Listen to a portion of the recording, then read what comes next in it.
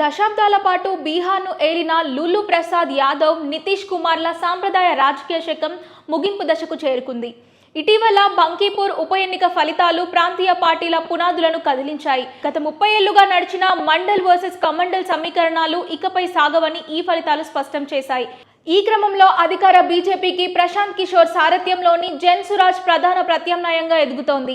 RJD నమ్ముకున్న vote bank కుప్పకూలడానికి Gen Z యువత వైఖరే మార్పు కారణం. లాలు పాత రాజకీయ శైలిని, తేజస్వి నినాదాలను యువత ఎంత మాత్రం నమ్మడం లేదు. బంకీపూర్లో ఆర్జేడీ డిపాజిట్ కోల్పోయి 14,000 ఓట్లకే పరిమితమవ్వడం కుల రాజకీయాలకు యువత దూరం అయ్యారనడానికి నిదర్శనం. మరోవైపు నితీష్ కుమార్ వయోభారంతో పరోక్ష రాజకీయాలకు పరిమితమవ్వడం, తదుపరి బలమైన నాయకత్వం లేకపోవడంతో జేడీయూ ఉనికి ప్రశ్నార్థకంగా మారింది. ఈ రాజకీయ శూన్యంలో ప్రశాంత్ కిషోర్ ఒక్కరే ప్రజలకు విశ్వసనీయత ప్రత్యామ్నాయంగా కనిపిస్తున్నారు. జన్సురాజ్ పాదయాత్ర ద్వారా జనాలతో మమేకమవ్వడం, పీకే ఎంచుకున్న విద్యా ఉపాధి ఆధారిత ఎజెండా ఓటర్లను విశేషంగా ఆకట్టుకుంటోంది.